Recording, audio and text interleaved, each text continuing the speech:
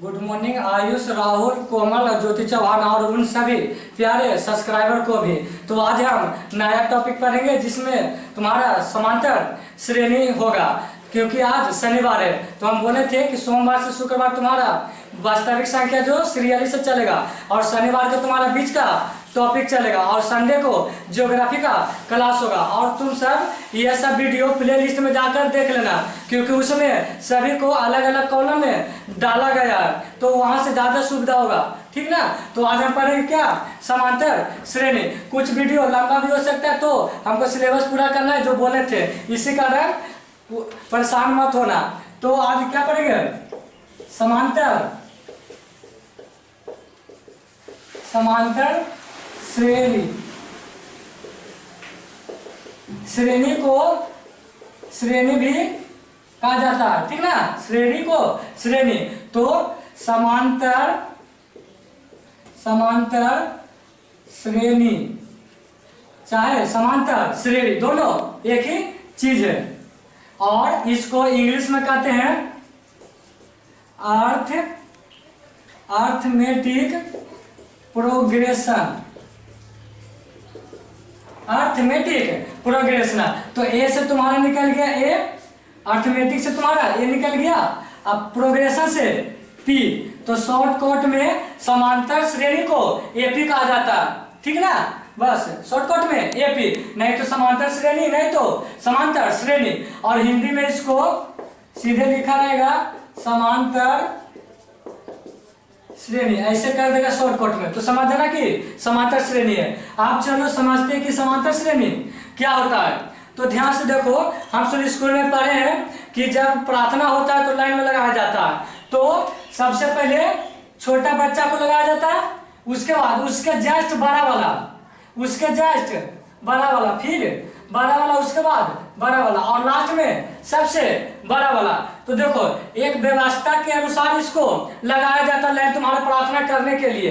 तो ये दोनों का क्या व्यवस्था है कि इससे बड़ा ई, इससे बड़ा ई, इससे बड़ा ई और इससे बड़ा ई। तो श्रेणी भी, समांतर श्रेणी भी वही चीज है कि एक निश्चित नियम का फॉलो करता है। जैसे तुम्हारा 2 फीट का बच्चा है, ठीक ना, तो 2 फीट के बाद तुम्हारा 4 फीट का बच्चा को लगाया गया, फिर 6 फीट का, फिर 8 फीट का, फिर 10 फीट का, ऐसे करते करते तुमसे पूछ लेगा बताओ तो यह श्रेणी समांतर श्रेणी में है कि नहीं। तो ध्यान से देखना, ये दोनों के बीच के रुपया की गैप है, के रुपया बढ़ा, 2 पर से 4 हुआ तो 2 रुपया बढ़ा है कि नहीं, 2 रुपया बढ़ा।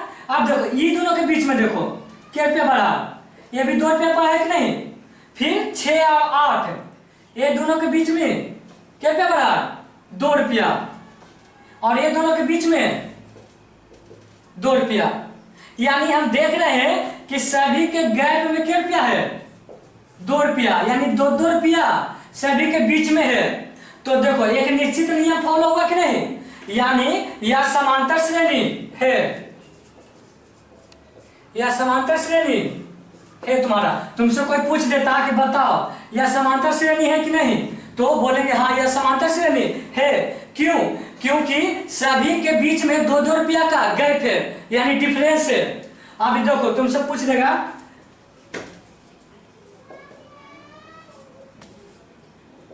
पूछेगा ही बताओ इस समांतर श्रेणी है कि नहीं है, तो गैप देखना है। 2 से 3 के पे बढ़ा 1 रुपया, 3 से 5 के पे बढ़ा 2 रुपया। देखो गैप चेंज हो गया कि नहीं, यहाँ 1 रुपया बढ़ा है और यहाँ 2 रुपया बढ़ा, इसी कारण यह समांतर श्रेणी नहीं है। अगला एग्जांपल लो, यहाँ जैसे 8, 10, 13, 15, ये तुमसे पूछ देगा कि यह समांतर श्रेणी है कि नहीं है। तो गैप हम ढूंढेंगे तो कितना हो गया, 2 रुपया ही बढ़ा। 10 के बाद 13 के रुपया बढ़ा, 3 रुपया बढ़ा कि नहीं, 10 पर से 13। तो देखो यहीं पर ही तुम्हारा अंतर आ गया, यानी ये वो 2 रुपया बढ़ा, ये वो 3 रुपया, आई तुम्हारा 2 रुपया। तो देखो तुम्हारा गैप अलग अलग है कि नहीं, इसलिए ये भी समांतर श्रेणी नहीं है। चलो एक और देखते हैं, तुम्हारा रहेगा 10, 15, 20, 25, 30, ये वाला देखो तो ये देखो 10 है, अब 15 है तो क्या रुपया बढ़ा है? 5 रुपया। उसके बाद देखो 15 से 20 क्या रुपया बढ़ा है? ये भी 5 रुपया। 20 से क्या हुआ है? 25, ये भी 5 रुपया। और 25 से क्या हुआ है? 5 रुपया बढ़ा। तो ध्यान से देखो सभी का गैप तुम्हारे यहाँ सेम है कि नहीं? तो इसी कारण ये क्या हो गया? यह समांतर श्रेणी है, समांतर श्रेणी है। तो अब बताओ समांतर श्रेणी पहचान लोगे ना? क्या देखना है? सिर्फ उसके बीच का अंतर देखना, सभी को बराबर होना चाहिए, ठीक ना? तो एक चीज तो जान ली कि समांतर श्रेणी की पहचानने के लिए देखा तो तुम्हारा होगा कि समांतर श्रेणी की नहीं। जैसे 2-3 को हम एग्जांपल पहले दे रहे हैं, ठीक ना? चलो तो देखो इसमें तुम्हारा क्या कि समांतर श्रेणी है कि नहीं है, सिर्फ पहचानने के लिए। तो ध्यान से देखो 12 में क्या रुपया जुटा कि 14 हुआ? 2 रुपया। उसके बाद 14 में क्या रुपया जुटा कि 16 हुआ? 2 रुपया। उसके बाद ये भी 2 रुपया। तो देखो सभी का गैप माने अंतर, दोनों के बीच का अंतर 2 है कि नहीं? दोनों के बीच का अंतर 2, दोनों के बीच का अंतर 2, यानी यह समांतर श्रेणी है। समांतर श्रेणी में यह एपी है, शॉर्टकट में एपी है। दूसरा देखो क्या रुपया बढ़ा? 6 रुपया। ये क्या रुपया बढ़ा? 9 6, ये भी 6 रुपया। यहाँ क्या रुपया बढ़ा? 5 रुपया। गड़बड़ हो गया कि नहीं? तो इसी कारण क्या हो गया? यह एपी समांतर श्रेणी नहीं है। दूसरा देखो, तीसरा देखो 2 रुपया बढ़ा है, यहाँ 1 रुपया और यहाँ 3 रुपया बढ़ा, तो ये भी चेंज हो गया इसका गैप। इसी कारण ये भी नहीं है, यानी समांतर श्रेणी नहीं है। अगला देखो +3 3 रुपया बढ़ रहा है कि नहीं? 10%, 13% 16, यानी यह समांतर श्रेणी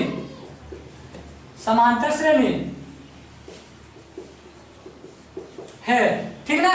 तो अब तो जान जाएंगे कि कौन समांतर श्रेणी कौन समांतर श्रेणी नहीं है। सिर्फ सभी का अंतर, बीच का अंतर 2 संख्या के बराबर होना चाहिए, यानी 3 ही। तो यह आपको तो लगता है कि अभी क्लियर हो गया होगा। अब देखो इसी में क्या है, जैसे तुम्हारा दे देगा क्वेश्चन एपी 4 6 8 10। तो देखो ये वाला क्या है, अभी समझो। एपी तुम्हारा है कि नहीं? 2 रुपया बढ़ रहा है, 2 रुपया बढ़ रहा है, 2 रुपया बढ़ रहा है। तो ध्यान से देखो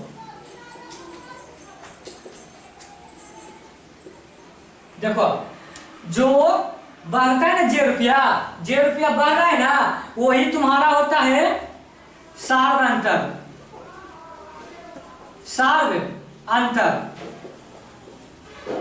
बताओ तुम्हारा क्वेश्चन में रहता कि सार्व अंतर इसमें कितना है। जैसे क्वेश्चन बना लेते इसको कि एपी इतना है, तो इसका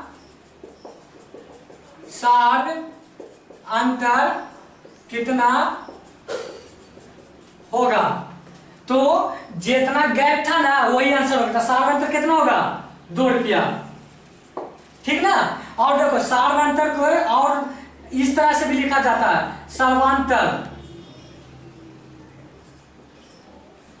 भी लिखा जाता है, नहीं तो एक और नाम बहुत ही लिखा जाता है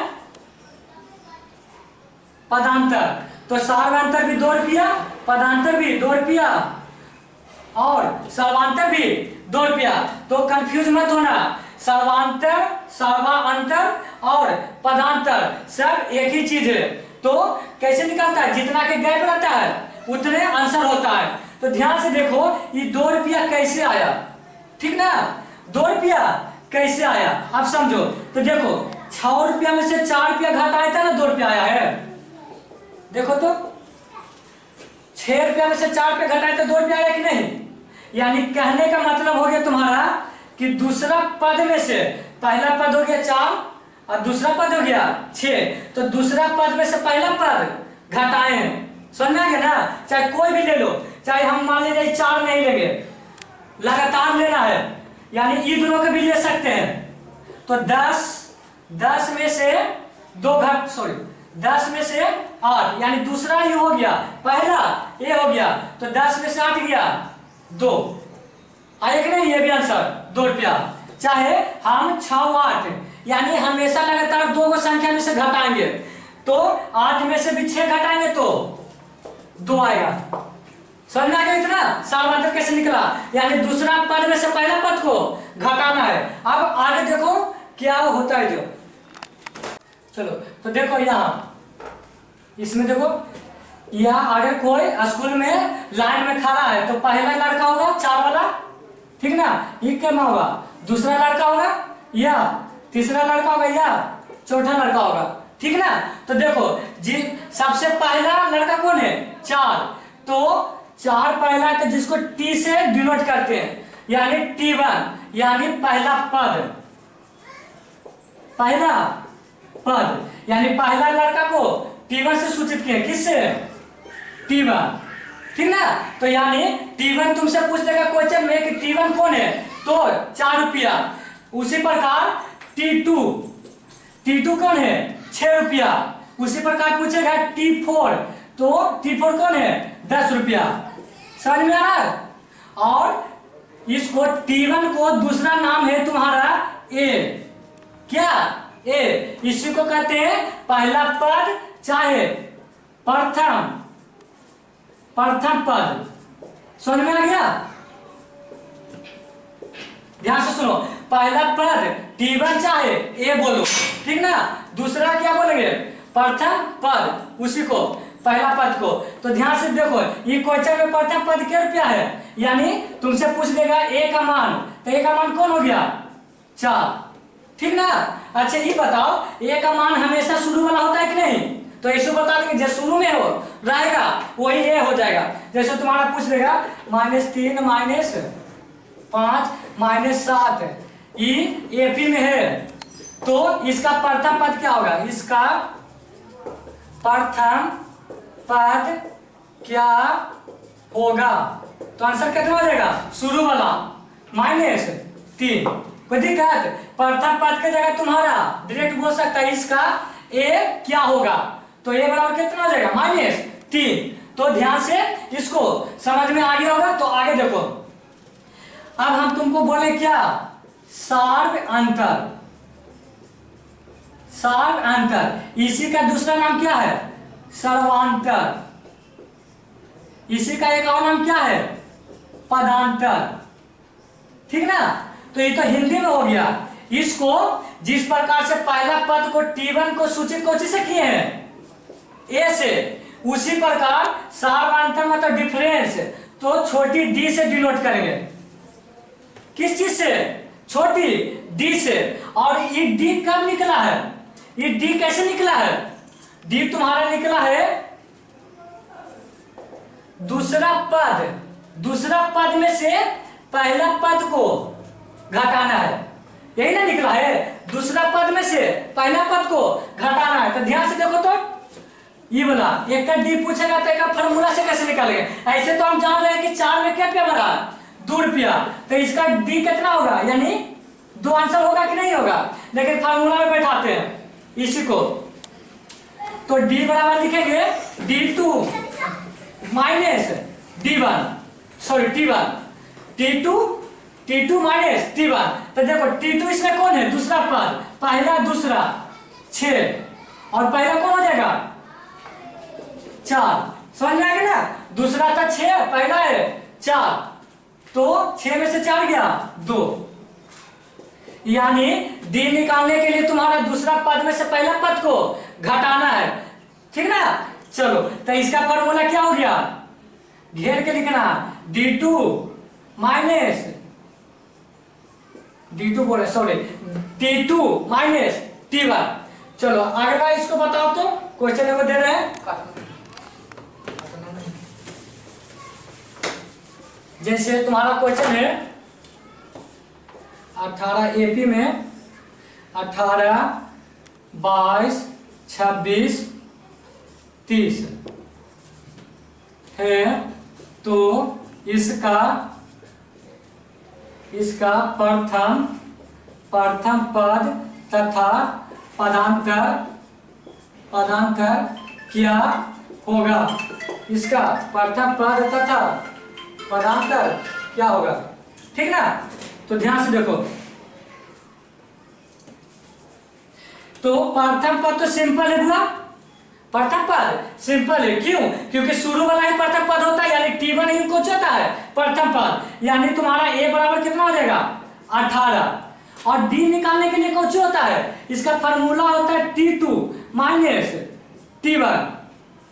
सबको घेरा में लिखना, दो के ब्रैकेट में, T2 के भी ब्रैकेट में और T1 के भी ब्रैकेट में, क्योंकि यह बहुत काम देगा आगे। देखो कैसे होगा, T2 कितना है इसमें 22 माइनस के चिन्ह, T1 कितना है 18, तो 22 माइनस 18 कितना होगा आंसर। तो तुम्हारा प्रथम पद हो गया 18, तुम्हारा सार्वधातुक पदांतर या सर्वांतर कितना हो गया 4, ठीक ना। तो अब लगता हो कि क्लियर हो गया होगा, नहीं तो एक और एग्जांपल लेते हैं इसको, फिर समझते इसको बड़ी अच्छा तरह से। चलो देखो क्वेश्चन क्या बोल रहा है, कह रहा एपी तुम्हारा दिया हुआ, एपी नहीं चेक करना है, बीच का अंतर क्या कर रहा है, इतना है तो इसका सर्वांतर कितना होगा, सर्वांतर सिर्फ पूछा है, सर्वांतर मतलब डी। तो डी कैसे निकालते हैं, हमेशा T2 यानी दूसरा पद में से पहला पद को घटा देना है। तो दूसरा पद इसमें कौन है, ये पहला हो गया, ये दूसरा 59, ये कितना है पहला पद 51, ठीक ना। तो 59 में से 51 घटाएंगे तो कितना आएगा 8, यानी तुम्हारा सर्वांतर कितना आ जाएगा 8। ये कोई जरूरी नहीं है कि तुम यही दोनों से बना सकते हो, कहीं भी तुम दो में से ले सकते हो। मान लीजिए तुम ये दोनों लेना चाहते हो, ठीक ना, तो ये दोनों में से घटाओ तो T2 हो जाएगा तुम्हारा ये और T1 हो जाएगा ए, यानी कहने का मतलब है तुम्हारा 75 और 67, ठीक ना। तो 75 में से 67 घटाओ, 15 में से 7 गया 8 और 6 में से 6 के कटम कुटम, देखो यहाँ भी 8 आया, समझ में आ गया ना। तो कहीं भी तुम दो ले सकते हो, यानी 59 और 67 ये दोनों भी में से सार्वधातुक निकाल सकते हो, क्यों? क्योंकि एपी का सार्वधातुक हमेशा बराबर ही रहता है सभी जगह, यहाँ भी बराबर, यहाँ भी बराबर और यहाँ भी बराबर, इसी कारण कहीं दो में से निकाल सकते हो। जिसको फार्मूला नहीं लिखना सीधे याद रखेगा कि डी निकालना रहेगा तो आराम से 2 को ब्रैकेट देंगे और बीच में माइनस के चिन्ह देंगे और पहला वाला कॉलम में दूसरा वाला के लिखेंगे, यानी 59 को, और दूसरा वाला में पहला वाला को लिखेंगे, ब्रैकेट खोलेंगे तो उसके बाद 59 होगा ही 51, तो 8 बचेगा, ठीक ना। तो इसमें खाली सार्वधातुक पूछा था, इसलिए सिर्फ सार्वधातुक बताएंगे। इसका देखो कोई, चलो तो देखो इसका क्या है, -10 -6, इसमें डी निकाले क्या कहते हैं T2 माइनस T1, तो ब्रैकेट देंगे, 2 आराम से ब्रैकेट देंगे। तो पहला ब्रैकेट में T2 कौन है दूसरा वाला -6 और माइनस के चिन्ह माइनस देंगे T1 कौन है -10। यहाँ इसलिए ब्रैकेट देवे कहें कि देखो यहाँ पर चिन्ह ही चेंज हो जाएगा, क्यों? देखो इसके ये गुना के चिन्ह होता है कि नहीं, तो गुना के चिन्ह के इन्हें माइनस है और इन्हें गुना के चिन्ह कुछ नहीं है, तो इन्हें जोड़ है, तो एगो जोड़ एगो घटाओ तो कौन जीतेगा, घटाओ वाला जीतेगा कि नहीं, यानी -6 आ जाएगा। लेकिन यहाँ देखो क्या हो रहा है, ये गुना के चिन्ह हो रहा है, ये वाला गुना के इन्हें माइनस, गुना के इन्हें माइनस, जब गुना के दोनों तरफ एक ही चिन्ह रहता है तो प्लस हो जाता है कि नहीं, ये बेसिक में बता दें, इसलिए सभी बेसिक जाकर देख लेना क्लास। तो ये चिन्ह माइनस नहीं रहेगा, कुछ हो जाएगा +10, ठीक ना। तो देखो एगो माइनस एगो प्लस आ गया, तो अब तो घटेगा, लेकिन आंसर किसका होता है ज्यादा वाला चिन्ह को, तो ज्यादा में कौन है 10 प्लस वाला, तो प्लस में 4 आंसर, और शुरू में 4 नहीं दिया जाता, तो इसी कारण प्लस में 4 आंसर होगा, क्या इसका डी होगा। उसके बाद क्या करना है, इसमें प्रथम पद भी पूछा था, प्रथम पद कितना हो जाएगा, ए बराबर शुरू वाला यानी -10 हो जाएगा, ठीक ना। और इसमें देखो क्या पूछा है, डी पूछा है, तो डी का क्या लिखेंगे T2 माइनस T1, तो T2 कौन है इसमें 5 का स्क्वायर है, 5 का स्क्वायर, घटाओ के चिन्ह घटाओ दिए, T1 कौन है 1 का स्क्वायर, 1 का स्क्वायर देंगे, बताओ 5 का स्क्वायर कितना होता है 25, ये देखो 1 का स्क्वायर 1 ही रह जाएगा, देखो यहाँ जगह नहीं इधर कर रहे हैं, तो 25 के इन्हें पूछो कि जोड़े जोड़े, तो जोड़े में रहेगा 25, घटाओ देखो ये वाला गुना का चिन्ह, तो इन्हें जोड़ में इन्हें घटाओ में, तो घटाओ रह जाएगा, यानी 1 रुपया, इसका 4 होगा, ठीक ना। तो अब तो लगा होगा क्लियर हो गया। बाकी तुम्हारा कल ही और इसका सॉरी अगले सैटरडे को इसका आगे टाइप होगा।